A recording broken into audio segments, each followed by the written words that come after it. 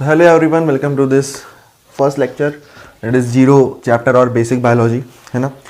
कहीं भी अगर आपको बायोलॉजी शुरू करनी है सीनियर सेकेंडरी लेवल में या कहीं भी हायर लेवल में, जनरली हम 11th से शुरू करते हैं, तो यहाँ पर शुरुआत करने से पहले आपको कुछ बेसिक्स का पता होना बहुत ज़्यादा ज़रूरी होता है।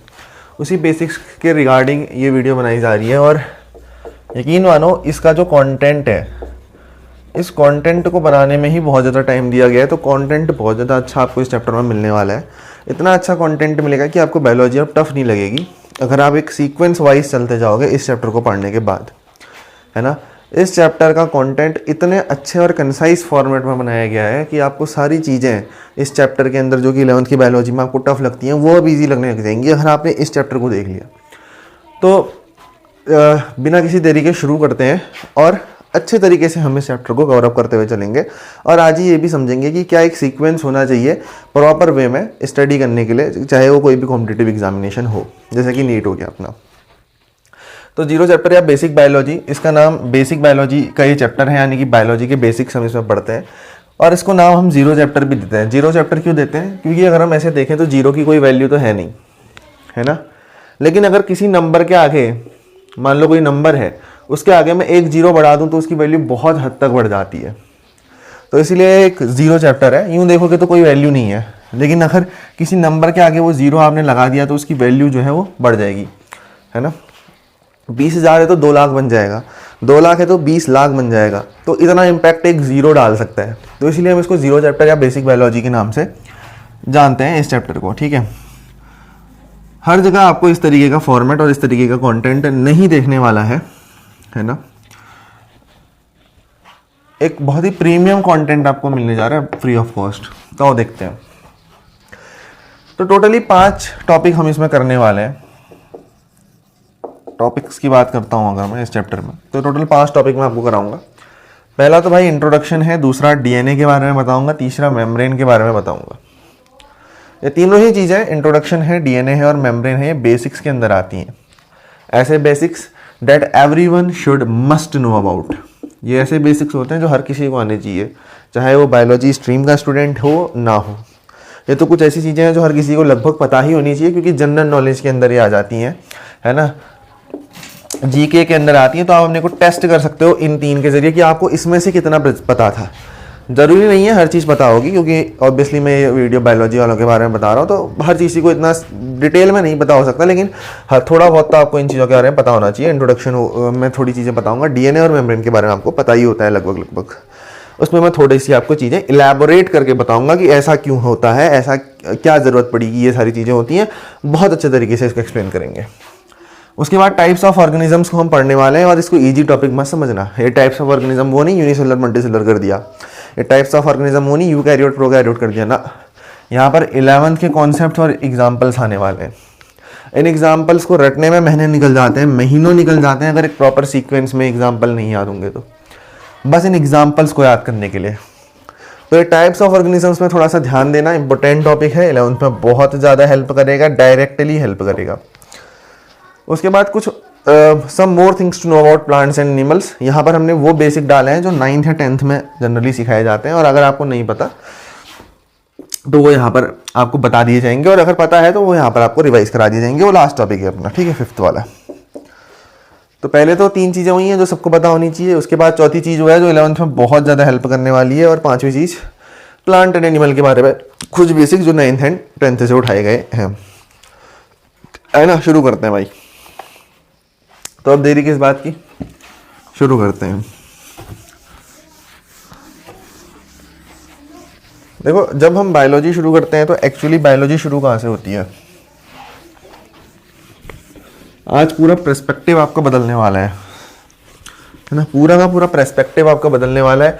मैं एक चीज़ आपको बता दूं कि आपके बहुत सारे नीट के जो क्वेश्चन हैं वो यहाँ से आए हैं, इस चैप्टर में वो इंक्लूडेड है, इन बेसिक्स में वो चीज़ें इंक्लूडेड है। पहली ही चीज में आप देख लो, पहली ही चीज में आप मात खा जाओगे। मैं आपसे पूछता हूं, बायोलॉजी स्टार्ट कहां से हुई है? बायोलॉजी स्टार्ट कहां से हुई है? इसमें बहुत सारे लोग बोलेंगे कि बायोलॉजी की शुरुआत सेल से हुई है, लेकिन ये सरासर गलत आंसर है। नीट में आया हुआ क्वेश्चन है। बायोलॉजी की शुरुआत सेल से ही नहीं हुई है। आप वो बेसिक फंडामेंटल चीज़ भूल गए जो हर किसी चीज़ में प्रेजेंट है। तो अगर बायोलॉजी की या किसी भी चीज़ की आपको स्टार्ट की बात करनी है तो भाई वो तो एटम्स से हुई है ना। तो आप एटम्स को वहाँ लाते हो, इस तरीके से क्वेश्चंस को एलेबोरेट कर दिया, घुमा दिया, चीज़ों को कर दिया। कितना आसान चीज़ थी, कितनी आसान चीज़ है ना। इवन नर्सरी का कोई होगा वो बता देगा इसको, अगर उसने थोड़ा बहुत कहीं सुना होगा तो। बट दिमाग क्या लगाना है कि इंसान ने देखा भाई सामने बायोलॉजी लिखा है तो नहीं सेल ही होगा, एटम थोड़ी में हो सकता है, एटम तो केमिस्ट्री में आता है, बट ऐसा था नहीं। अब देखो आप पहली ही चीज़ को अच्छे से नहीं जानते हो जो मैं कहने जा रहा हूँ, डेट इज सेल। जब 9th में आते हैं तब से बायोलॉजी शुरू होती है और वहां पर हम पहली डेफिनेशन पढ़ते हैं सेल। सेल की डेफिनेशन क्या पढ़ते हो, पहले ही बता दे रहा हूँ, 9th क्लास की डेफिनेशन है ना, 9th क्लास की डेफिनेशन है। आज थोड़ा लेवल अप करके बताऊंगा इस डेफिनेशन को। ये डेफिनेशन जो है 9th क्लास की, आज लेवल अप होगा इसमें। देखो सेल क्या है, structural, functional and fundamental unit of life. ये डेफिनेशन हर किसी को रटी होती है ना। अगर आप एक पीसीबी स्टूडेंट हो तो आपकी तो भाई पहचान ही वो है कि mitochondria is the powerhouse of the cell and bryophytes क्या होते हैं, ब्रायोफाइट्स क्या होते हैं बताओ। चलो सेल क्या होते हैं, structural, functional and fundamental unit of life. नहीं बताओगा भाई, नहीं बताओगा, ब्रायोफाइट का भी आने वाला है, यहाँ बताऊंगा। Bryophytes are the amphibians of the plant kingdom, ठीक है, तो उसमें ज़रा दिमाग नहीं लगाना।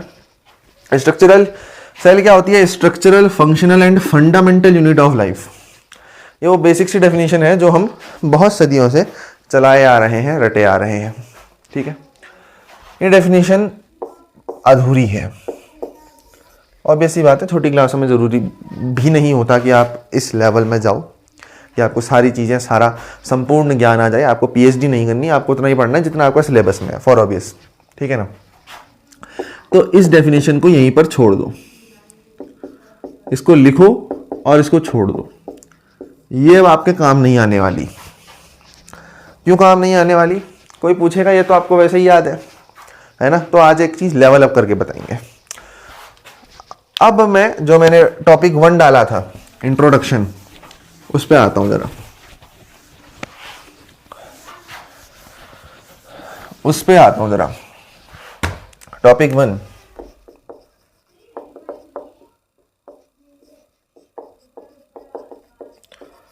इंट्रोडक्शन। तो इंट्रोडक्शन में हम क्या देखते हैं कि लाइफ मतलब जिंदगी, जीवन, ये कहां से इवॉल्व हुआ, लाइफ इवॉल्व कैसे हुई, या फिर लाइफ एग्जिस्टेंस में कैसे आई, है ना। लाइफ एग्जिस्टेंस में कैसे आई, जरा सोचो। सबसे पहले लाइफ कैसे बनी होगी, एक चीज बता देता हूं। एक थ्योरी होती है big bang theory, big bang theory, ध्यान से सुनो।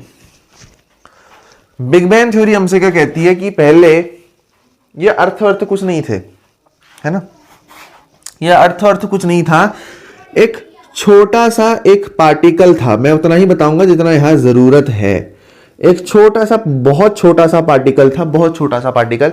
ये अर्थ जब नहीं थी, इस पार्टिकल में एक एक्सप्लोजन हुआ, इस पार्टिकल में एक एक्सप्लोजन हुआ।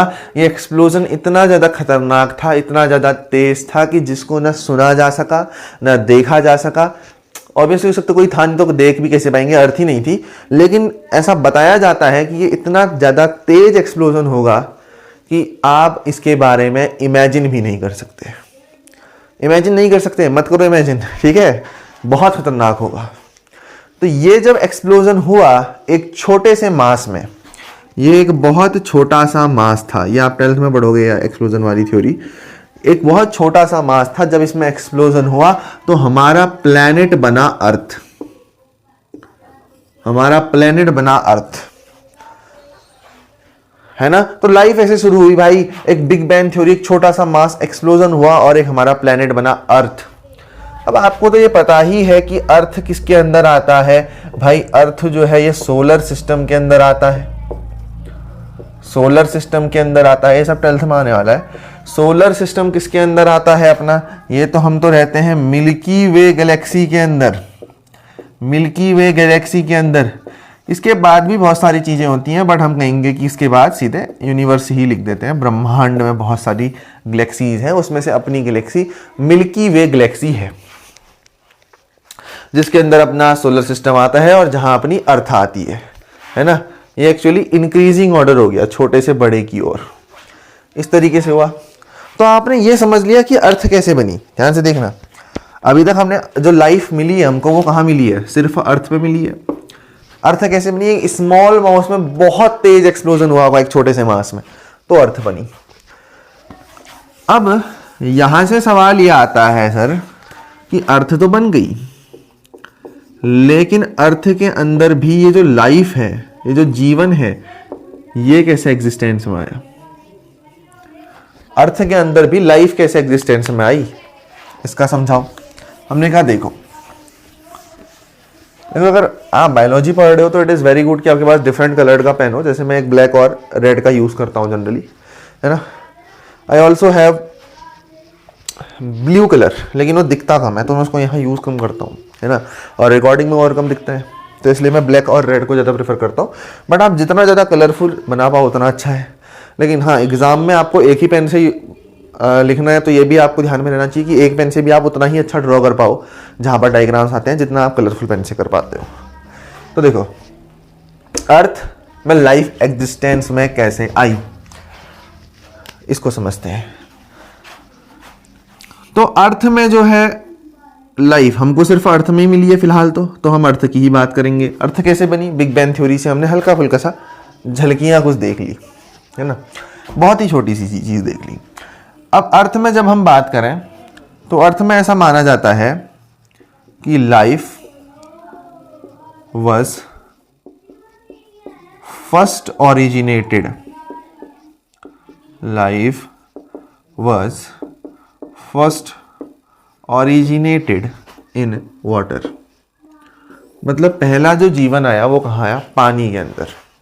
वाटर के अंदर लाइफ बनी, वाटर के अंदर लाइफ बनी, यानी कि वो दुनिया का पहला सेल, इसका मतलब क्या है, world's first cell. World's first cell कहाँ बना होगा, पानी में बना होगा। दुनिया का पहला सेल कहाँ बना होगा, पानी में बना होगा। इसका मतलब तो यही होता है, जब लाइफ पहले पानी में आई है तो इसका मतलब दुनिया का सबसे पहला सेल भी कहाँ बना होगा, पानी के अंदर बना होगा। बिल्कुल सर, पानी के अंदर बना होगा। आगे देखो, जब लाइफ पहले ओरिजिनेट हुई है वाटर में और दुनिया का पहला सेल भी बना है पानी के अंदर, तो ये सब हुआ कैसे। इन चीज़ों को मैं दो चीज़ों से एक्सप्लेन करूंगा। पहली चीज़ मैं बताऊंगा मॉलिक्यूलर बेसिस से। मॉलिक्यूलर बेसिस मतलब मैं मॉलिक्यूल के लेवल से उठा के आपको ले चलूंगा कि कहाँ सेल बना और सेल के बाद क्या क्या बना। बहुत सिंपल सी बात है, इसमें कुछ रॉकेट साइंस नहीं, सिंपल सी बात। मॉलिक्यूलर बेसिस कहता है कि पहले एक एटम था, वो एटम एग्रीगेट हुए, वो एटम आपस में जुड़े, तो उन्होंने मॉलिक्यूल्स का फॉर्मेशन करा। बहुत बढ़िया बात है। ये मॉलिक्यूल्स जुड़े तो इन्होंने कुछ सेल ऑर्गेनेलीज का फॉर्मेशन करा। ये मॉलिक्यूल जुड़े तो इन्होंने कुछ सेल ऑर्गेनेलीज का फॉर्मेशन करा, कुछ सेल ऑर्गेनेलीज का फॉर्मेशन करा, या फिर जिन्हें हम सब सेलुलर कंपोनेंट्स कहते हैं, या फिर जिन्हें हम सब सेलुलर कंपोनेंट्स कहते हैं, उनका फॉर्मेशन करा। इसके अंदर क्या क्या आ जाएगा, एंडोप्लाज्मिक रेटिकुलम, एंडोप्लाज्मिक रेटिकुलम तो बहुत दूर की बात हो गई भाई, पहले आप बेसिक चीज़ें लिखो। जैसे इन्होंने बनाया साइटोप्लाज्म के बाद बना प्लाज्मा मेम्ब्रेन, प्लाज्मा मेम्ब्रेन के बाद न्यूक्लियस और कुछ अदर सेल ऑर्गेनेलीज बनी तो जब सेल ऑर्गेनेलीज बन गई तो जरूरत थी इन सभी को एक प्रॉपर फॉर्मेट में आ जाने की, और ये सब प्रॉपर फॉर्मेट में आ गए जब एक सेल बना। तो एटम एग्रीगेट करे तो मॉलिक्यूल बना, मॉलिक्यूल सब सेलुलर कंपोनेंट बना, और सब सेलुलर कंपोनेंट से सेल बन गया। अब जानने वाली बात यहाँ पर ये कि ये जो सेल है यही क्या है, फंडामेंटल यूनिट ऑफ लाइफ है ना। कुछ इसमें रॉकेट साइंस नहीं है, ये सेल है ही क्या, ये है fundamental unit of life. Fundamental unit of life तो बिल्कुल सेल है जो ये अपना फंडामेंटल यूनिट ऑफ लाइफ है। अब यहां से जो है हम कहते हैं कि हम वे टू मल्टी सेलुलैरिटी को निकल गए। सेल से आगे जितनी भी चीज बनेंगी है ना वो क्या होंगी, मल्टी सेलुलर होंगी, क्योंकि जब सेल एग्रीगेट करेगा तो वो एक से ज्यादा सेल चिपकेंगे आपस में, तो उसको हम कहेंगे मल्टी सेलुलैरिटी है ना। जब एक से ज्यादा सेल बन जाएंगे तो यहां से हम कहां को निकल पड़े, way to multicellularity. Way to multicellularity. तो मल्टी सेलुलैरिटी कैसे आई, ये जो सेल है ये एग्रीगेट करा तो इसने टिश्यूज को फॉर्म करा।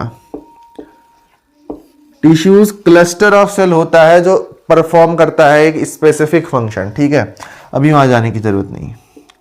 ये टिश्यू जब एग्रीगेट करे तो इन्होंने टिश्यू सिस्टम को फॉर्म करा। ये टिश्यू सिस्टम जब एग्रीगेट करा तो इसने ऑर्गन को फॉर्म करा। एग्रीगेट का मतलब मिलना, जुलना, जुड़ जाना। ये ऑर्गन जब एग्रीगेट करे तो इन्होंने ऑर्गन सिस्टम को फॉर्म करा, है ना। एक ऑर्गन क्या हुआ, लीवर हुआ, लीवर के साथ स्टोमक जुड़ गया, उसके साथ अदर ऑर्गन्स जुड़ते गए तो एक ऑर्गन सिस्टम बन गया। और जब ये सारा ऑर्गन सिस्टम एक साथ काम करने लगा, एक in a well controlled and an efficient manner, जिसको हम बोलते हैं कंट्रोल एंड कोऑर्डिनेशन के साथ जब ये ऑर्गन सिस्टम काम करने लगा तो इसने एक ऑर्गेनिज्म को फॉर्म कर दिया।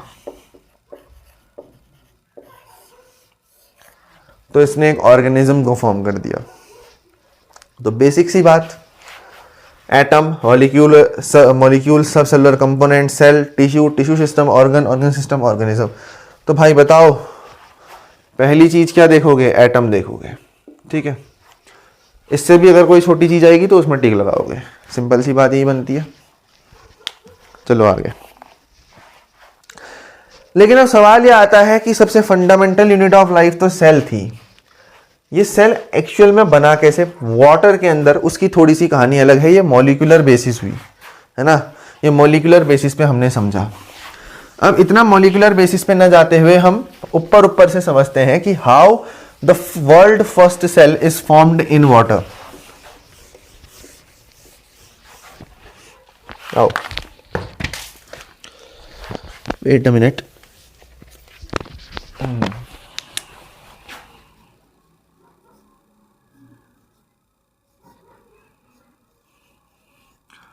How world's first cell is formed in water। दुनिया का पहला सेल पानी के अंदर कैसे बना?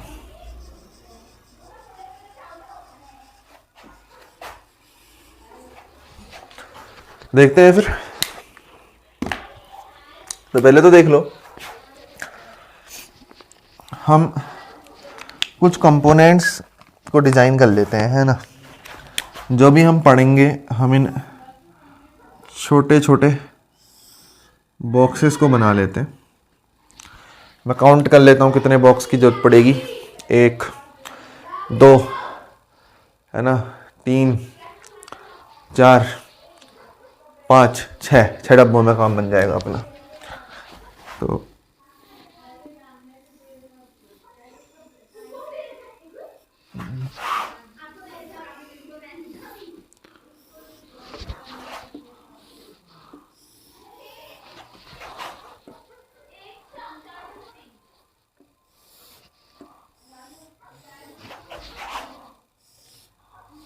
ये देखो भाई 6 डब्बे बने बन गए।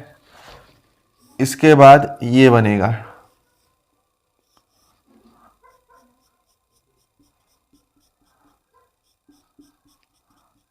है ना। आप बॉक्स अकॉर्डिंगली बाद में भी डिजाइन कर सकते हो।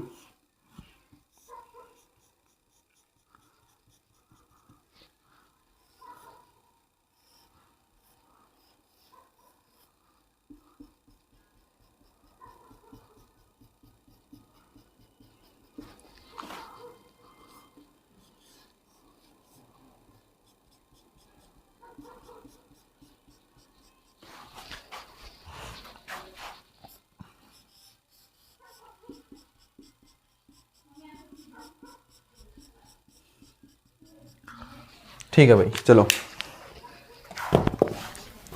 तो सबसे पहले जो सेल बना वो बना था पानी में, है ना। सबसे पहले जो सेल बना वो बना था पानी में। तो ये जो पहली चीज मैंने ली है, इट इज पानी पानी पानी, दैट इज वाटर, है ना।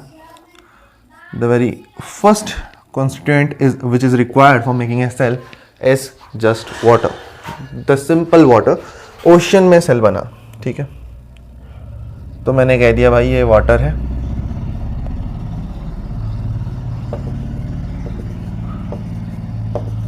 ठीक है।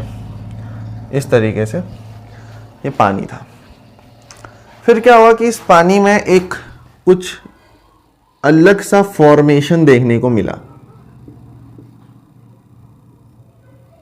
कुछ अलग सा फॉर्मेशन देखने को मिला। मैं थोड़ा सा और इनको एक्सप्लेन करूंगा बाद में, है ना। इसी बोर्ड को बिना इरेज करे जो लिखा है यहीं पर मैं एक्सप्लेन करूंगा, आप बस देखते जाओ। कुछ इस तरीके का एक गोल गोल सा स्ट्रक्चर बनने लगा, जो कि एक मैट्रिक्स की फॉर्म का था, या फिर जिसको हम सेमी सॉलिड फॉर्म का कह सकते हैं, जिसको हमने बोला साइटोसोल।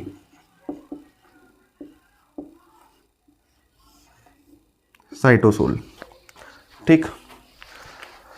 अब देखो भाई, यही चीजों को हम ऊपर एक्सप्लेन कर सकते हैं ना। जो सबसे पहली चीज बनी, पानी थोड़ी में बना भाई, पानी कौन बनाता है। तो जो सबसे पहली चीज बनी है वो है साइटोसोल। साइटोसोल ये क्या होता है, इसको हम बोलते हैं सेमी सॉलिड या फिर फ्लूइड मैट्रिक्स, या फिर फ्लूइड कह दो या फिर मैट्रिक्स कह दो, पार्ट ऑफ सेल। जो सेल के अंदर सेमी सॉलिड या फ्लूइड जैसा जो पार्ट देखने को मिलता है ना, वो क्या होता है अपना भैया, वो होता है साइटोसोल, ठीक है। ज्यादा छोटा नहीं हो रहा है, ठीक है, लगभग लगभग ओके। साइटोसोल के बाद देखो क्या होता है। साइटोसोल के बाद इस साइटोसोल के अंदर, ठीक है, ये एक साइटोसोल तो था ही, ये एक साइटोसोल तो था ही। इसके अंदर कुछ ऑर्गेनेलीज बनना शुरू हो जाती हैं, कुछ ऑर्गेनेलीज बनना शुरू हो जाती है, कुछ सर्टेन ऑर्गेनेलीज जो है वो बनना शुरू हो जाती हैं। तो इन ऑर्गेनेलीज को, जो कि सेल के अंदर बनी है, हम क्या बोलते हैं भैया, इनको प्यार से बोला जाता है सेल ऑर्गेनेल्स या ऑर्गेनेलीज, यही बोलते हैं। तो जब सेल ऑर्गेनेलीज बन जाती हैं तो इस स्टेज को क्या बोला जाता है, इस स्टेज को बोला जाता है साइटोप्लाज्म। इस स्टेज को बोला जाता है साइटोप्लाज्म। तो साइटोसोल सबसे पहली चीज बनी, उसके बाद जो अगली चीज बनी वो क्या थी भाई, वो था अपना साइटोप्लाज्म। वो था अपना साइटोप्लाज्म। साइटोप्लाज्म कैसे बना? जब साइटोसोल में जब साइटोसोल में कुछ सेल ऑर्गेनेलीज ऐड हो गई, तो क्या मिला भाई? तो मिला साइटोप्लाज्म। आगे चल के हमने देखा कि ये जो साइटोप्लाज्म है इसमें कुछ सेल ऑर्गेनेलीज तो थी ही थी, ठीक है, कुछ सेल ऑर्गेनेलीज तो थी ही थी,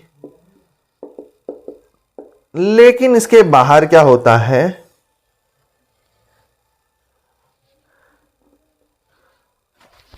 वेट अ मिनट, बाहर अभी कुछ नहीं होता है, ठीक है, लेकिन इसके बीच में एक छोटा सा चेंज देखने को मिलता है। और ये चेंज क्या था कि इसमें न्यूक्लियस इंट्रोड्यूस हो जाता है। न्यूक्लियस इंट्रोड्यूस हो जाता है, और जब साइटोप्लाज्म में न्यूक्लियस मिल जाता है, जुड़ जाता है, तो उसको प्रोटोप्लाज्म का नाम दे दिया जाता है। प्रोटोप्लाज्म का नाम दे दिया जाता है। I hope it is visible to all of the viewers. तो अगली चीज क्या मिली अपने को जानने लायक? वो था प्रोटोप्लाज्म। प्रोटोप्लाज्म, और ये प्रोटोप्लाज्म क्या होता है भाई? Protoplasm is basically cytoplasm plus nucleus. Cytoplasm plus nucleus, ये अपना मिलके क्या बनाता है? प्रोटोप्लाज्म बनाता है। ये क्वेश्चन भी फॉर्म होते जा रहे हैं। कोई पूछ दे साइटोप्लाज्म क्या है तो बोल देना साइटोप्लाज्म क्या है। अगर कोई पूछ दे तो बोल देना साइटोसोल प्लस सेल ऑर्गेनेलीज। कोई बोल दे प्रोटोप्लाज्म क्या है तो बोल देना साइटोप्लाज्म प्लस न्यूक्लियस। या फिर साइटोप्लाज्म को तोड़ सकते हो साइटोसोल और सेल ऑर्गेनेलीज में, तो प्रोटोप्लाज्म को ऐसा भी बोल सकते हो cytosol plus cell organelles plus nucleus, है ना। कितना क्वेश्चन बन सकता है यहाँ से, बिल्कुल बन सकता है। इसलिए रटना थोड़ी में है, इस सीक्वेंस में इसको करते जाओ, चीजें अपने आप क्लियर होती जाएंगी। फिर क्या हुआ भाई, बढ़िया सा प्रोटोप्लाज्म अपना बन गया। प्रोटोप्लाज्म बन गया मतलब इसमें न्यूक्लियस था, इसमें कुछ सर्टेन सेल ऑर्गेनेलीज थी, है ना। ये वाला जब तक बनता नहीं ना मजे नहीं आते। लेकिन अब क्या हुआ, इसके बाहर एक कवरिंग भी आ गई जो कि एक परमिएबल मेम्ब्रेन की कवरिंग थी, और इसको हमने प्यार से बोला सेल मेम्ब्रेन। सेल मेम्ब्रेन या फिर इसको प्लाज्मा मेम्ब्रेन का नाम भी दिया जाता है। सेल मेम्ब्रेन या फिर इसको प्लाज्मा मेम्ब्रेन का नाम भी दिया जाता है। और वो पॉइंट जब प्रोटोप्लाज्म में सेल मेम्ब्रेन या प्लाज्मा मेम्ब्रेन जुड़ जाती है तो वो प्रोटोप्लाज्म को प्रोटोप्लास्ट कह दिया जाता है। प्रोटोप्लास्ट कह दिया जाता है। वो प्रोटोप्लाज्म ना रह के क्या बन जाता है भाई, प्रोटोप्लास्ट बन जाता है। तो अगर कोई पूछे, चौथी जो जानने लायक चीज यहां से निकल के आई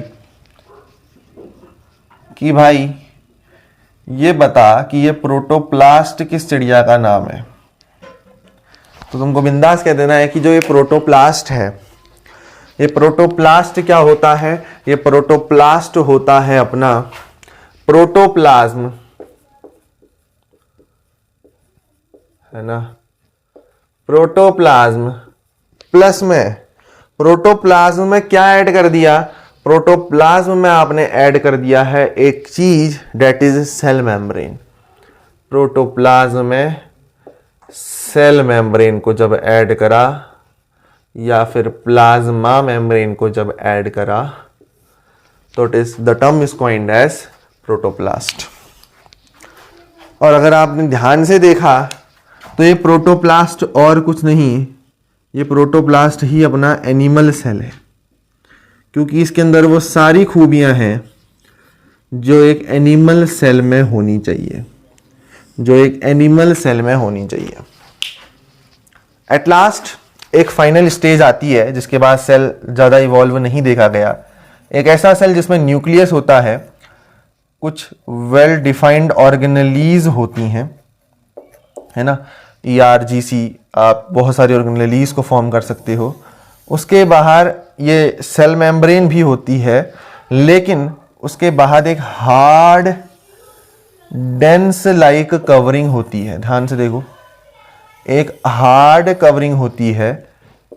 ये कवरिंग लगभग बहुत बार लिग्निन की बनी होती है बहरहाल, और इसको बोला जाता है सेल वॉल। ये मेम्ब्रेन नहीं, ये सेल मेम्ब्रेन नहीं, ये सेल वॉल है। देखो, अगर मैं चाहूँ यहाँ सेल मेम्ब्रेन सेल वॉल को बहुत ज़्यादा डिटेल में डिफाइन कर सकता हूँ, लेकिन नहीं करूँगा। क्यों नहीं करूँगा? क्योंकि वो cell the unit of life में आने वाला है, दोबारा आने वाला है, तो कोई फ़ायदा नहीं होगा। Cell the unit of life की कुछ चीज़ें आएंगी इसमें, लेकिन वो ऐसी चीज़ें होंगी कि जो बेस में रहेंगी, क्योंकि आपको बेसिक यहाँ पर क्लियर करना है। तो cell the unit of life में ये चीज़ें आने वाली हैं, तो इनको बारे में आपको ज़्यादा जानने की ज़रूरत नहीं है। तो ये सेल वॉल जब इस सेल में जुड़ गई, ये सेल वॉल जब इस सेल में जुड़ गई, तो इस सेल को क्या नाम दिया गया भाई? इस सेल को नाम दिया गया, छठवीं चीज़ ये अपनी बनी, और ये अपना कहलाया गया एनिमल सेल। ये अपना कहलाया गया एनिमल सेल। इससे पहले वाला प्रोटोप्लास्ट या फिर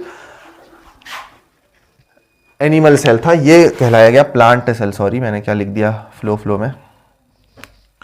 एनिमल में तो सेल वॉल होती ही नहीं है ना। तो यहां से एक और चीज मैंने आपको बता दी, बातों बातों में एक और चीज आपने सीख ली। क्या सीख ली? देखो, पांचवी और आखिरी चीज जो डिस्कस करनी है वो क्या है? बार बार एनिमल सेल लिखे जा रहा हूं। Plant cell. वो क्या है? प्लांट का सेल। और ये प्लांट सेल कैसे बना? जब आपने प्रोटोप्लास्ट, या जिसको हमने एनिमल सेल कहा है, उसमें सेल वॉल को ऐड कर दिया, उसमें सेल वॉल को ऐड कर दिया, तो ये प्रोटोप्लास्ट बन गया। तो बस भाई इतनी सी बात है। आपका ये लाइफ कैसे इमर्ज हुई वो आपने सीख लिया है कि वाटर में बना साइटोसोल, साइटोसोल से cytoplasm, then protoplasm, then protoplast, और देन प्लांट सेल। उसके बाद थोड़ा सा आप आगे बढ़े और आपने देखा कि भाई साइटोसोल क्या होता है, साइटोप्लाज्म क्या होता है, प्रोटोप्लाज्म क्या होता है, प्रोटोप्लास्ट क्या होता है, और एट लास्ट आपने देखा कि प्लांट सेल क्या होता है। देखो, कुछ निष्कर्ष निकाल के यहां से बता देता हूं। ये प्रोटोप्लास्ट को आप देखो, इसी को एनिमल सेल कहा। उसके बाद जो बना ये प्लांट सेल है, इन दोनों में डिफरेंस क्या है? देखो, इस प्लांट सेल में सेल वॉल है, लेकिन इस एनिमल सेल में सेल वॉल नहीं है। तो ये बेसिक डिफरेंस है between plant cell and animal cell, कि एनिमल सेल जो है यहाँ पर सेल वॉल नहीं होती है, और प्लांट सेल में ये सेल वॉल प्रेजेंट होती है। तो इसमें कुछ रटने वाली बात तो है नहीं, है ना? तो इसको नोट डाउन करेंगे, देन हम आगे को बढ़ते हैं। तो भाई चलिए आगे को बढ़ते हैं, और आगे को बढ़ते हैं किस तरीके से बढ़ते हैं, जहाँ पर हमने ख़त्म करा था, है ना। थोड़ा सा मैंने आपको सेल के बारे में बताया था, कुछ बेसिक सी जो चीज़ें थी उनके उपरांत आपको जानकारी दी थी, है ना। सर आज ज़्यादा हिंदी बोल रहे हो, बिल्कुल यार, आज थोड़ा सा हम हिंदी वाले मूड में आए हैं। तो ये डे 2 का लेक्चर मिल रहा होगा आपको मेरे भाई, बेसिक बायोलॉजी का, है ना, और बहुत इंपॉर्टेंट है बेसिक बायोलॉजी, ऐसे हल्के में मत ले लेना। तो पहले दिन मतलब कोशिश तो पूरी हुई थी कि आपको पूरा सेल वेल सारी चीज़ें कराई जाए। थोड़ा सा एक बार मैं लाइटनिंग का देख लूँ, है ना, फिर सीधे आगे को बढ़ते हैं। बिल्कुल सही, परफेक्ट लाइटनिंग है, बढ़िया मौका है। तो चलिए शुरू करते हैं डे 2 का lecture. I welcome you all in this second lecture, day 2 का लेक्चर, बायोलॉजी का लेक्चर फोड़ना है इन अवर जीत बैच। ठीक है, ये जीत जो यूट्यूब के ऊपर अपनी फ्री सीरीज चल रही है उसके ऊपर की वीडियो है ये डे 2 की। और आज हम कंटिन्यू करने वाले हैं जहां हमने पहले दिन पढ़ के समाप्त किया था। हमने सेल पढ़ लिया था पहले दिन, है ना भाई। देखो, हमने पहले दिन सेल के बारे में सारी चीज़ें पढ़ ली थी, और ये सेल बना कैसे है, लाइफ शुरू कैसे हुई है, थोड़ा बहुत आइडिया मैंने आपको, बिग बैंग थ्योरी भी है हमारे सिलेबस में, वो मैंने आपको आइडिया दिया। थोड़ा सा एवोल्यूशन में आप पढ़ोगे, और हम सब चीज़ देख चुके थे कि पहले पानी था, पानी से साइटोसोल बना, साइटोसोल से धीरे धीरे चीज़ें डेवलप होते गई, ऑर्गेनल्स बने, साइटोप्लाज्म बना, प्रोटोप्लाज्म बना, है ना, प्लांट एनिमल सेल बना, फिर प्लांट सेल बना। इस तरीके से चीज़ें इवॉल्व होकर आगे को बढ़ती रही हैं। और आज थोड़ा सा अपना भी लुक अलग है भाई, है ना, हाथ में ग्लव्स पहन के आ गए हैं हम। इट इज़ सेम टू अपने अलग पांडे सर, उनका यूट्यूब चैनल जो कि कब का पहले फेमस हो चुका है, फिजिक्स वाला है ना, उसके ही जैसी थोड़ी सी कॉपी आज हमने भी कर लिया। अच्छा आइडिया है वैसे, बार बार डस्टर ढूंढना नहीं पड़ता है इधर उधर पड़ रख के, बढ़िया हाथ में पहनो और लगे रहो भाई। और जहाँ तक बात है आज इस चैप्टर की, that is basic chapter 0 biology, तो मैंने कहा मैं आपको सेल समझा चुका था। अब देखो भाई, आपने एक डेफिनेशन लिखी होगी सेल की, कल मैंने लिखाई भी थी शायद, कि cell is the basic and fundamental unit of life. तो ये डेफिनेशन तो हमने लिखी होगी। अब क्या करना है, इसको उठा के फेंक देना है, ये किसी काम की नहीं है। हाँ, ये डेफिनेशन आपको ध्यान में नहीं रखनी है, इस डेफिनेशन का और आपका दूर दूर तक कोई भी वास्ता नहीं है। अब मैं आपको बता चुका हूं कि सेल बना कैसे है। सेल जो बना है वो सबसे पहले कहाँ इवॉल्व हुआ, इट इज इन वाटर, है ना। इनफैक्ट लाइफ ही इवॉल्व कहाँ से हुई, वाटर से हुई। तो मैं आपको बता चुका हूं कि जो पहला सेल बना भाई वो कहाँ बना, वो वाटर में बना, है ना, वो वाटर में बना। अब वाटर में जब सेल बना तो बेसिक एंड फंडामेंटल यूनिट तो है, बट थोड़ी बच्चों वाली डेफिनेशन हो गई। अब आप ये बता सकते हो कि वास्तव में सेल क्या है, एक्चुअली सेल क्या है। तो देखो,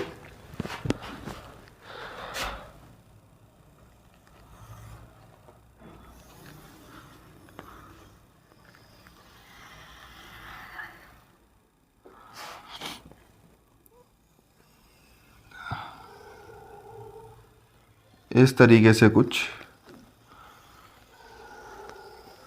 एक सुंदर सा बॉक्स ड्रॉ कर लेंगे भाई। यहां हम पूरा अपने सेल की नई वाली डेफिनेशन को समझ लेंगे।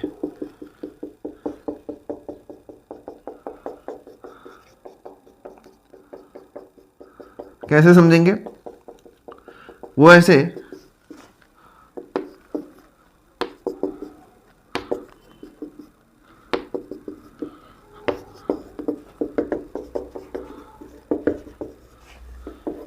कि इधर पे देखो आप, वाटर भरा हुआ है ना। अब पहला सेल वाटर में बना, वाटर में मतलब कोई बाल्टी में किसी ने पानी भर के रखा था क्या? नहीं सर, वो पानी तो ओशियन में होगा, तो ये ओशियन है अपना, है ना भाई। पहला सेल जब पानी में बना, वो पानी आपने बाल्टी में तो नहीं भरा था, आपने गिलास में भी नहीं भरा था। पानी कहाँ था पहले के समय में, जब ये सृष्टि बनी, जब ये दुनिया बनी, तब पानी ओशियन में था। और इसी ओशियन के अंदर एक कंपार्टमेंट बना,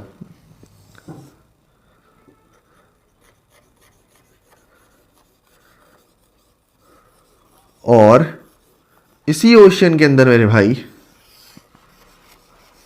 एक कंपार्टमेंट बना। और वो कंपार्टमेंट कैसा बना? वो कंपार्टमेंट कुछ ऐसा बना कि हमने उसका नाम दिया सेल। ये हमने इस कंपार्टमेंट का नाम दिया सेल। अब इस सेल को बनाने की जरूरत क्या बनी यार? इस सेल को बनाने की जरूरत ये बनी कि बाहर ओशियन में कुछ रिएक्शंस हो रही थी। ध्यान से सुनना, यहीं से मेन पॉइंट है। मैंने कहा बाहर ओशियन में कुछ रिएक्शंस हो रही थी, मतलब यहां बाहर ओशियन में ये पी जो है ये क्यू बना रहा था। अब पी क्या है, क्यू क्या, ऐसे कुछ है पी क्यू। बाहर ओशियन में पी से क्यू, पी क्यू को बना रहा था। और ऐसे ही एक्स जो है वो जेड बना रहा था। मतलब बाहर कुछ रिएक्शंस चल रही थी, कहने का मतलब है, उसको रिप्रेजेंट करा है, ज्यादा कुछ नहीं है। अब सेल क्या हुआ, सेल के अंदर कुछ अलग रिएक्शंस हुई। मतलब ये वॉल इसलिए बनानी पड़ी क्योंकि बाहर की रिएक्शंस को इस अंदर की रिएक्शन से अलग करना था। तो अंदर की रिएक्शन अलग चलने लगी भाई। ए जो है वो बी में जाने लगा, बी जो है वो सी में जाने लगा। और बाहर क्या हो रहा था? बाहर पी से क्यू बन रहा था और वाई से जेड बन रहा था। मान लो अंदर कुछ ऐसा हुआ, अंदर पी से डायरेक्ट जेड बन गया, अब ये टोटली कंडीशनल है, कंडीशन पे डिपेंड करता है कि क्या बनेगा, किससे क्या बनेगा। कुल मिला के यहां पर मेरा कहने का तात्पर्य क्या है कि ये सेल की जरूरत क्यों बनी, जिसने बाहर के इस एनवायरनमेंट को, इस ओशन के एनवायरनमेंट को अंदर के एनवायरनमेंट से अलग कर दिया। तो सेल एक ऐसा कंपार्टमेंट है कि नहीं? सेल करता ही क्या है? सेल बाहर के एनवायरनमेंट को और अंदर के एनवायरनमेंट को अलग कर दे रहा है भाई, है ना। तो ये अपना क्या है? सेल। ये अपना क्या है? सेल। तो सेल क्या है? Cell is a compartment. अब यहां से लिखते हैं, क्या लिखते हैं सर कि, या तो यहां पर लिख देते हैं, cell is a compartment, cell is a compartment which separates the outer environment, which separates the outer environment with inner environment, with inner environment या फिर with inner reactions लिख देते हैं। यानी कि अंदर होने वाली रिएक्शन से बाहर के एनवायरनमेंट का कांटेक्ट ही तोड़ दे रहा है। मान लो अगर ये सेल के बाहर ये वॉल नहीं होती, या फिर ये सेल एक कंपार्टमेंट अगर नहीं होता, तो क्या होता? क्या यहां पी से जेड बन पाता? नहीं। सेल को तो जेड की जरूरत है पी से बनाने की, लेकिन बाहर का एनवायरनमेंट था तो पी से पहले क्यू बनता। हो सकता है कुछ रिएक्शन होती, घूम फिर के रिएक्शन होती, वो क्यू से वाई बनता, तब जाके जेड बनता। बट अब सेल ने यहां पर एक कंपार्टमेंट लगा दिया तो ये अपनी मनमर्जी के मुताबिक रिएक्शन कर पा रहा है। मान लो P से Q बनाने के लिए E1 एंजाइम लगता है और Y से Z बनाने के लिए E2 एंजाइम लगता है। यहां सेल ने क्या करा? सेल ने इनसे बिल्कुल ही अलग रिएक्शन कर दी। सेल ने कहा मैं P से डायरेक्ट Z बनाऊंगा और इसके लिए मुझे EX एंजाइम लगा, तो इसलिए EX X लगा दी भाई, है ना।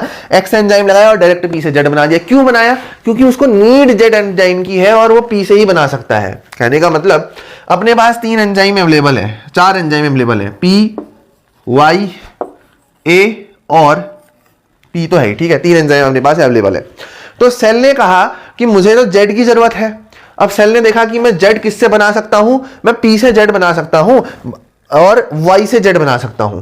अब ये Y से Z बनाना आसान नहीं है ना, क्योंकि वो बाहर की रिएक्शन हो रही थी और उसके लिए पहले Q बनना जरूरी था और Q से Y बन रहा था और तब जाके कहीं Z बन रहा था। तो सेल ने कहा कि मैं P में EX एंजाइम लगाऊंगा और वो Z बन जाएगा। तो इस तरीके से चीजें होती हैं। तुम समझ रहे हो मैं क्या कह रहा हूं? कोई हाई लेवल की साइंस में नहीं जाना, अपने को कहीं नहीं घुसना है, बेसिक लेवल पे रह के बेसिक बातों को ही समझना है। बेसिक बातें क्या है कि सेल ने बस आउटर रिएक्शंस को इनर रिएक्शंस से अलग कर दिया है और इन दोनों के बीच का जो इन्वायरमेंट है उसके इन्वायरमेंट को सेपरेट करने का काम किया है, वो अपना सेल है। सेपरेट करने का फायदा क्या हुआ कि बाहर जो रिएक्शन हो रही थी, बाहर पहले P से Q बन रहा था, Q से Y बन रहा था, Y से Z बन रहा था, अंदर सेल ने कुछ उल्टा ही कर दिया, P से डायरेक्ट Z बना दिया, जो कि उसकी बॉडी की नीड है या जो सेल की नीड है वो सेल ने कर दिया। इसी तरीके से सेल का फॉर्मेशन हुआ है और ये सेल की एक अच्छी डेफिनेशन है, जो कि बाहर के एनवायरनमेंट को इनर एनवायरनमेंट से अलग बनाता है, वो अपना सेल है। ठीक है भाई। अब देखो, अब ये दुनिया का पहला सेल बन गया, first cell of the world. दुनिया का पहला सेल बन गया। अब इसके बाद क्या? अब जब ये सेल बना तो ये किस तरीके से बना होगा? कुछ सर्टेन रिएक्शंस होंगी, है ना, कुछ सर्टेन रिएक्शन होंगी। अगर ये सेल बन रहा है तो इस सेल के बनने के पीछे कुछ रिएक्शंस इन्वॉल्व होंगी। मान लो वो रिएक्शन कुछ ऐसी थी कि A से B से P से Q से Z बना, और जब इतनी सारी रिएक्शन हुई जहां पर E1 एंजाइम, E2 एंजाइम और E3 एंजाइम इन्वॉल्व थे, इतनी रिएक्शन हुई फिर एक सेल बना, इतनी एंजाइम हुई फिर एक सेल बना। अब हमको पूरी दुनिया में फर्स्ट सेल, एक ही सेल थोड़ी में चाहिए, हमको तो क्या चाहिए? हमको तो मल्टीपल सेल चाहिए दुनिया में। ठीक है। अब इस कॉन्सेप्ट को लिखने की जरूरत नहीं ऊपर वाले को, नीचे वाला हमने लिख दिया, बहुत है।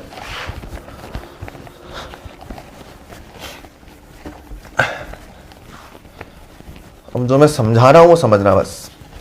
और समझाने वाली बात क्या है, समझने वाली बात क्या है, पहला सेल बन गया दुनिया का, इतनी सारी रिएक्शंस हुई, अब हमें एक ही सेल थोड़ी में चाहिए, हमें तो मल्टीपल सेल चाहिए। वो मल्टीपल सेल्स हम कैसे बनाएंगे, वो मल्टीपल सेल्स हम ऐसे बनाएंगे सर कि हमें याद रखना पड़ेगा। भाई मान लो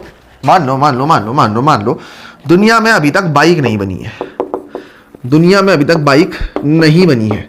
तुम पहले बंदे हो जिसने इन्वेंट कर दिया, तुम पहले बंदे हो जिसने आविष्कार कर दिया किसको, बाइक को। और एक कंफ्यूजन तुम्हारा अभी दूर कर देता हूं कि इन्वेंशन और डिस्कवरी भाई दोनों में जमीन आसमान का फर्क होता है।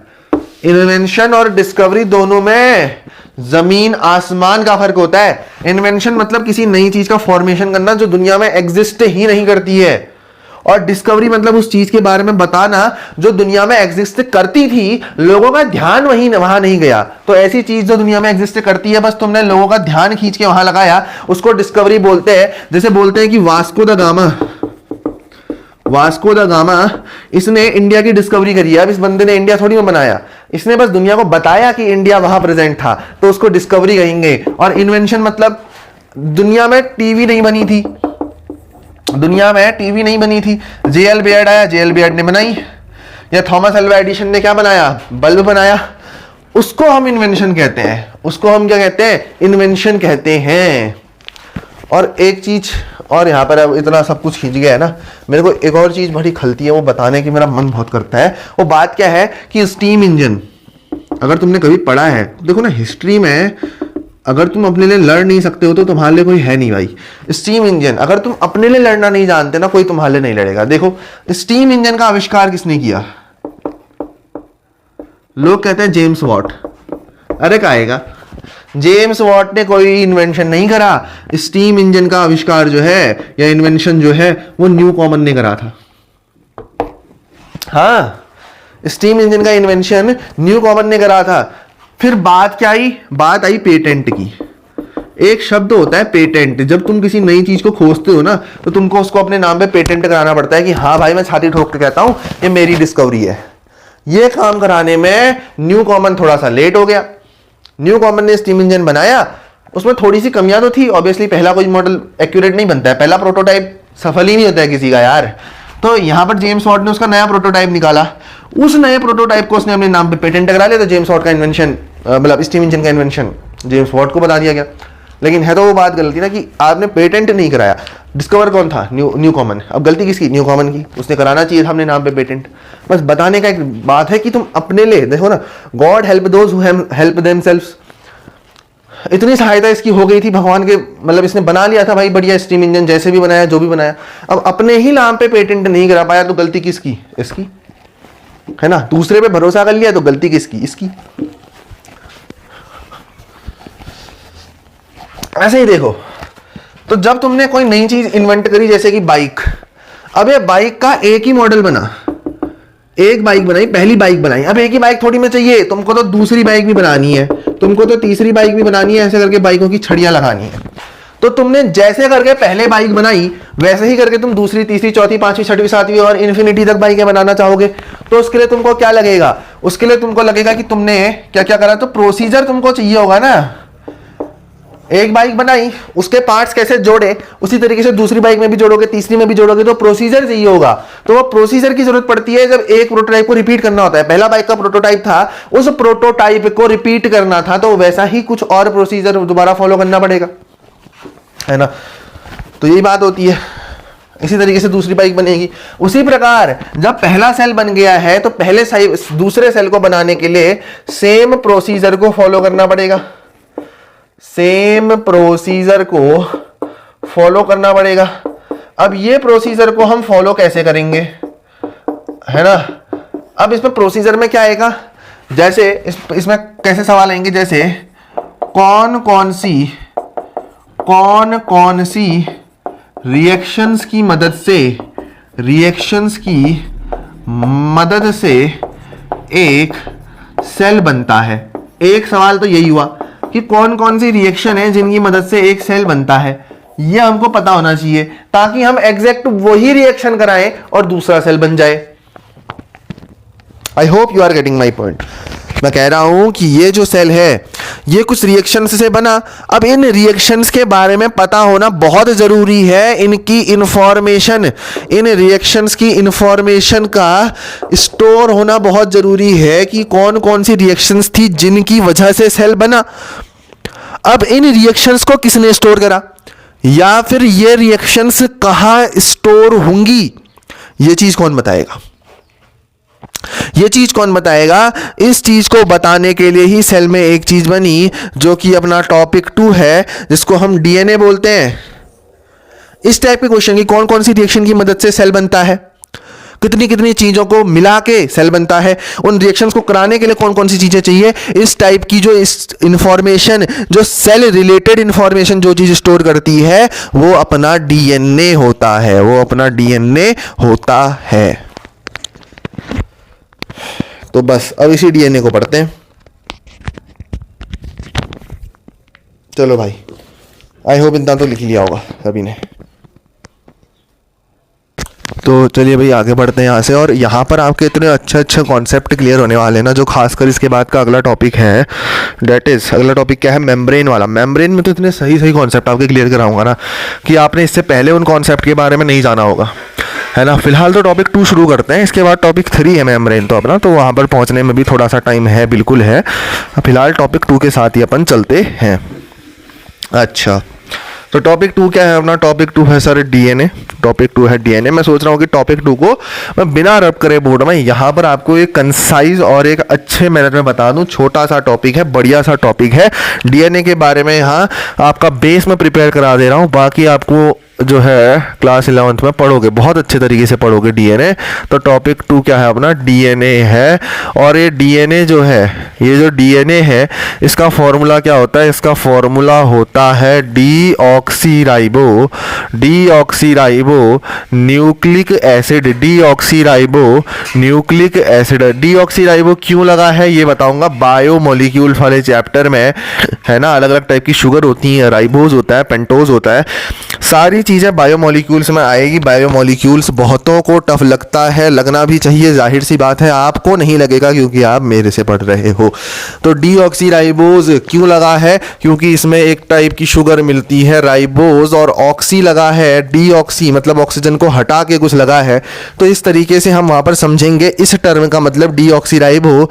इस टर्म का मतलब हम कहाँ समझेंगे भाई? ये आप यहाँ नहीं समझ पाओगे, इसके लिए आपको एक अच्छा खासा चैप्टर पढ़ना पड़ेगा।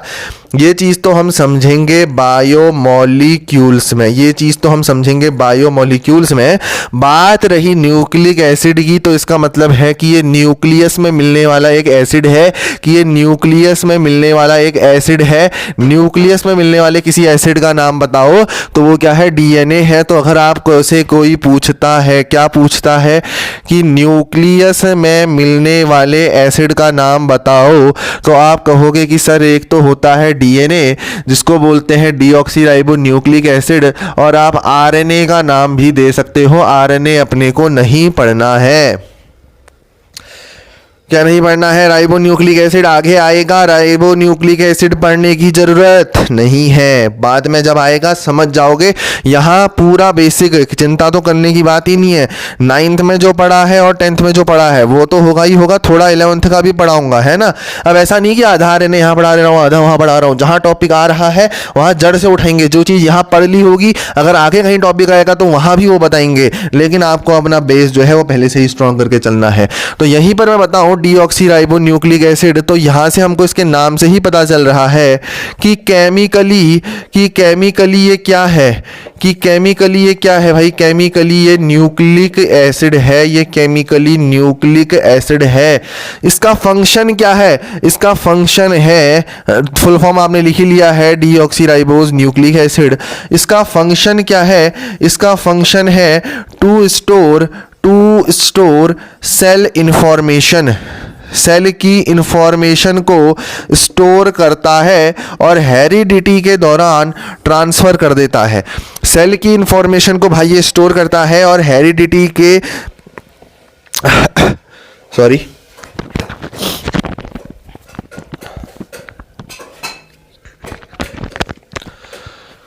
चलिए, सेल की इंफॉर्मेशन को ये स्टोर करता है और हेरिडिटी के दौरान ये ट्रांसफ़र कर देता है। तो हम क्या कहेंगे it stores all the information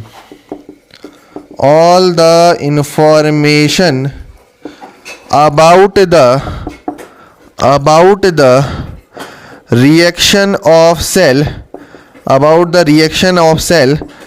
and hence called as genetic material. ये सेल के रिएक्शन की सारी इंफॉर्मेशन को स्टोर करता है और इसीलिए इसको जेनेटिक मटीरियल का भी नाम दिया जाता है।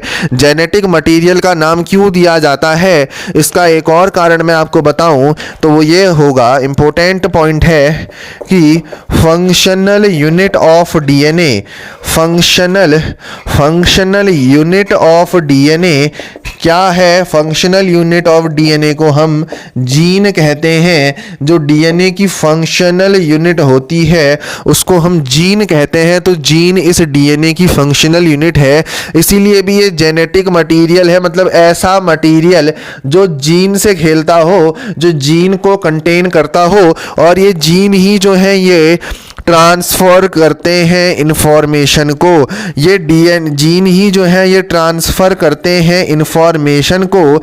डीएनए तो एक बड़ा रूप है, डीएनए के अंदर भी जो काम करने वाली चीज़ है, जो फंक्शनल यूनिट है, वो जीन है। जैसे फंक्शनल यूनिट ऑफ लाइफ क्या है? सेल है। फंक्शनल यूनिट ऑफ लाइफ क्या है? सेल है भाई। उसी तरीके से जो डीएनए की फंक्शनल यूनिट है वो भी आपका जीन है। ठीक है, तो इस तरीके से भाई समझना। आवाज़ बदल के सही ढंग से जैसे हो सकता है पूरी कोशिश रहेगी आपको समझाने की, वही कोशिश यहाँ पर मेरी जारी है। ठीक है, तो आओ देखो डीएनए दिखता कैसा है, इस तरीके से। एक हेलिक्स के फॉर्म में ये डीएनए मिलता है। ये जाता है 5 प्राइम टू 3 प्राइम और 5 प्राइम टू 3 प्राइम। मतलब एक एंड जो है, ये वाला एंड जो है 5 टू 3, तो ये 3 टू 5। अगर ये 5 टू 3 तो ये 3 टू 5। ज़्यादा दिमाग नहीं लगाना, ज़्यादा समझना नहीं है, जितना यहाँ पर है उतना ही बस जानने की ज़रूरत है आगे, क्योंकि ये 5 प्राइम 3 प्राइम आने वाला है। ठीक है, ये डीएनए है, कैसा होता है भाई? डबल स्टैंडर्ड होता है। ये डीएनए है, ये कैसा होता है? ये डबल स्टैंडर्ड होता है। डीएस करके इसको लिख देते हैं इस तरीके से। ठीक है, मिलता कहाँ है सर? ये डीएनए मिलता कहाँ है? प्यारा प्यारा सा डीएनए अपना, ये डीएनए जो है भाई ये न्यूक्लियस के अंदर मिलता है। ये अपना सेल है, ये अपने सेल का न्यूक्लियस है, ये अपने सेल का न्यूक्लियस है। तो इसके अंदर कहीं आपको डीएनए देखने को मिलेगा, इसके अंदर आपको कहीं डीएनए देखने को मिलेगा। इस तरीके से इतनी चीज़ें याद रखो, आपका काम लगभग हो गया है, थोड़ा सा काम और करना बचा है। एक चीज़ यहीं पर लिखा देता हूँ, कहाँ अगले पेज में लिखाने रखूँगा। लेंथ ऑफ ह्यूमन डीएनए अगर किसी को पता है तो बहुत शानदार बात है, नहीं पता है तो याद करने वाली बात है, तो इसको याद कर लेना। लेंथ ऑफ डीएनए, किसके डीएनए की बात कर रहे हैं? ह्यूमन के डीएनए लगभग 2.2 मीटर का होता है। ध्यान से सुनो, 2.2 मीटर, 2 मीटर का डीएनए लगभग आपके छोटे से सेल के अंदर भरा है। और आपकी बॉडी में तो 10 की पावर 12 13 ट्रिलियन सेल है, और उसके अंदर भी डीएनए है, वो भी 2.2 मीटर लंबा। मतलब कितना पतला सा और कितना छोटा सा ये डीएनए होता होगा। जब इतना बड़ा डीएनए एक छोटे से सेल के अंदर अगर रह रहा है तो इसका मतलब क्या है कि वो बहुत ज्यादा कॉइल्ड एंड कंडेंस्ड फॉर्म में रह रहा है। ए भाई इसको लिखो भाई प्लीज, ए भाई इसको लिखेंगे। 3 2 1 लेट्स गो।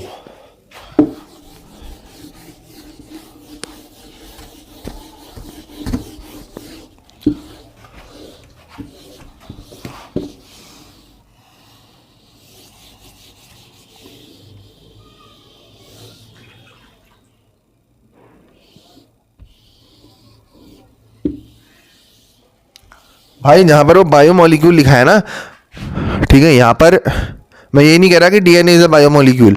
मैं क्या कह रहा हूँ, डीएनए को पढ़ेंगे बायोमोलिक्यूल चैप्टर में। ठीक है, उसको अच्छे से लिखना, कंफ्यूजन मत कर जाना उस में जहाँ पर बायोमोलिक्यूल लिखा है। बायोमोलिक्यूल चैप्टर का नाम लिखा है वहां पर। हाँ, तो लेंथ ऑफ डीएनए, ह्यूमन के डीएनए की लेंथ जब 2.2 मीटर है, इतना बड़ा डीएनए अगर ह्यूमन के अंदर रह रहा है, ह्यूमन की बॉडी में 12 10 की पावर 12 13 पता नहीं कितने ट्रिलियन सेल है भाई, 12 10 की पावर 12 और 13 ट्रिलियन, लगभग कितना अप्रोक्सीमेशन हम मान के चलते हैं। उस ट्रिलियन सेल के अंदर इतनी सी तो बॉडी है, बस छोटी सी भाई, है ना, 5-6 फुट से ज्यादा के तुम भी नहीं होगे, तो 5-6 फुट की बॉडी है, उसके अंदर इतने ट्रिलियन सेल है, मतलब एक सेल छोटा होगा जो कि हम माइक्रोस्कोप में देख पाते हैं, और उसके बाद उसके अंदर हर एक सेल के अंदर 2.2 मीटर लंबा डीएनए। भाई 2.2 मीटर बहुत होता है, लगभग मैं इतना, मेरे इतने जो हाथ है अगर आपको दिख पा रहे हैं, इसके बराबर लगभग 1 मीटर होता है, इसका दुगना 2 मीटर, उसमें भी 2.2 मतलब समझ जाओ अब। तो 2.2 मीटर का मतलब कितना हो गया, 1 मीटर में होते हैं 100 सेंटीमीटर, 220 सेंटीमीटर लंबा डीएनए एक इतने छोटे से सेल के अंदर, जो कि आंखों से दिखता भी नहीं है। तो अगर ये रह पा रहा है तो ये एक बहुत ही कॉइल्ड और कंडेंस्ड फॉर्म में नहीं रह रहा होगा क्या? बात तो सर बड़ी अच्छी कर दी आपने। इसका मतलब ये कॉइल्ड एंड कंडेंस्ड फॉर्म में रह रहा होगा। तो DNA exists in 2 forms। DNA 2 form में एग्जिस्ट करता है मेरे भाई।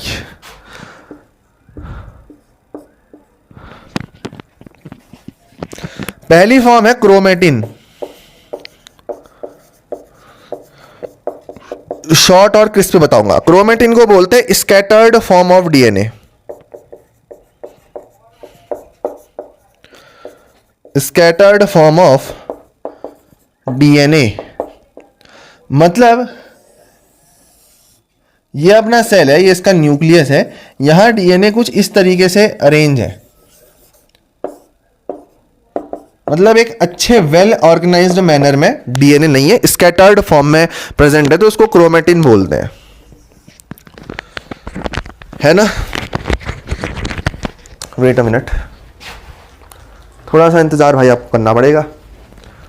मेरा ये मार्कर जो है ये इंक से विलुप्त हो चुका है बेचारा, है ना, क्योंकि ये थोड़ा सा मार्कर है अलग टाइप का। अलग टाइप का मतलब कि ये मार्केट में ऐसे मिलता नहीं है। सही बात है, आपको मिलेगा नहीं है मार्कर, नहीं थोड़ा सा कुछ अलग है, वैसे तो मार्कर तो मिलेगा ही, थोड़ा सा मैंने कुछ अलग करा है इसमें, है ना, ताकि मेरे को लिखने में थोड़े से मजे भी आ पाए बीच बीच में। तो डीएनए का स्कैटर्ड फॉर्म क्या है, क्रोमेटिन। और दूसरी जो फॉर्म है, मैंने कहा ना इस फॉर्म में तो डीएनए रह नहीं सकता, कॉइल्ड एंड कंडेंस्ड फॉर्म में रहेगा, ऐसे भी इस फॉर्म में पड़े रहता है, सेल में पड़े रहता है इस फॉर्म में। लेकिन जब जनरली बात आती है रिप्रोडक्शन की, या फिर जब ट्रांसफर करना होता है ना कुछ हेरिडिटी इंफॉर्मेशन, तो वो उस टाइम पे आ जाता है क्रोमोसोम।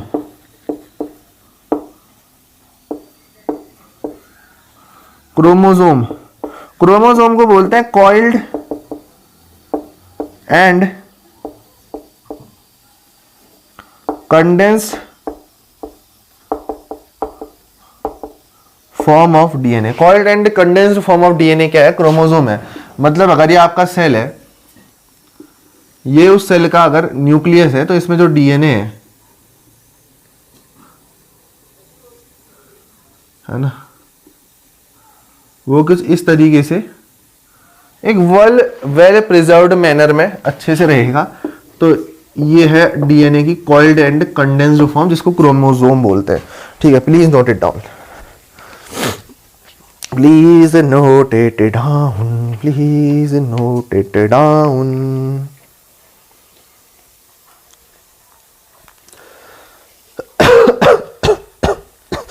ठीक है,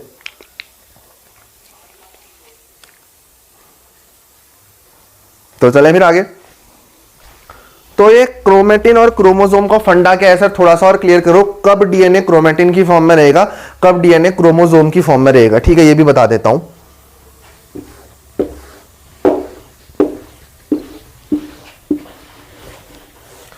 देख भाई,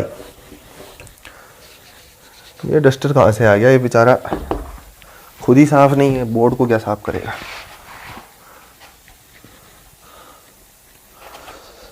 ओ यहाँ है मेरा फेवरेट वाला डस्टर।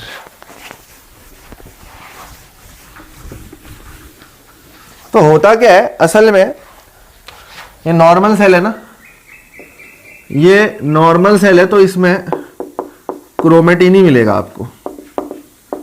ये नॉर्मल सेल जब सेल डिवीजन करता है, यानी कि ड्यूरिंग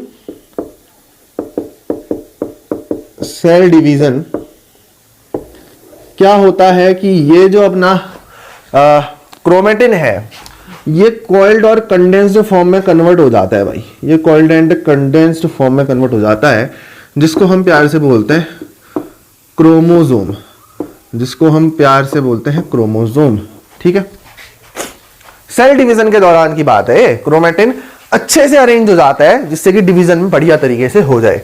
ये कहां पढ़ाऊंगा, ये और डिटेल में पढ़ाऊंगा cell cycle and cell division में। ठीक है, उससे पहले एक चीज समझो, इन ह्यूमंस, अगर हम ह्यूमंस की बात करते हैं, यानी कि हम लोग अपनी बात करते हैं जब, तो अपनी बातों में क्या है, अपनी बात तो सबसे निराली है भाई, अपनी बात तो सबसे निराली है। और अपनी बात इस तरीके से है कि ह्यूमंस में जो है वो 46 क्रोमोसोम्स मिलेंगे आपको, 46 क्रोमोसोम्स मिलेंगे, 46 क्रोमोसोम्स मिलेंगे, जो कि लगभग कितने होते हैं, 23 इन पेयर होते हैं, जो कि लगभग कितने होते हैं, 46 क्रोमोसोम मतलब 23 इन पेयर होता है। ठीक है, आइए थोड़ा सा डिस्टर्बेंस आ रहा होगा बीच में, ठीक है, मैं तो उसमें कोशिश करूंगा कि ना आए।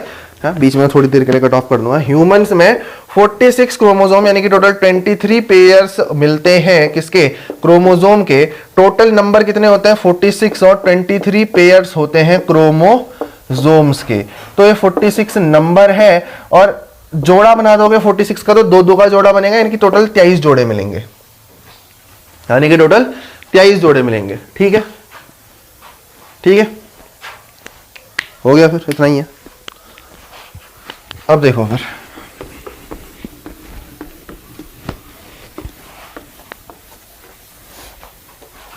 तो सेल डिवीजन के दौरान क्या होता है कि मेल है, मेल के पास कितने हैं, 46 क्रोमोसोम है नंबर में, और फीमेल यानी कि जो मदर है उसके पास भी कितने होंगे, 46 क्रोमोसोम होंगे। ठीक है, देख भाई, ये कॉन्सेप्ट तेरे को दुनिया में बहुत कम लोग मिलेंगे तो छोटे लेवल पे बताते होंगे। अगर तू 10th तक पढ़ के आया है तो तेरे इस टाइप के क्वेश्चन, बहुत इस टाइप के कंफ्यूजन बहुत कम लोग क्लियर करेंगे कि ये 46 क्रोमोसोम में एक्स भी प्रेजेंट होगा, मतलब मेल वाला भी प्रेजेंट होगा और वाई फीमेल वाला भी तो प्रेजेंट होगा। Similarly, wait a minute,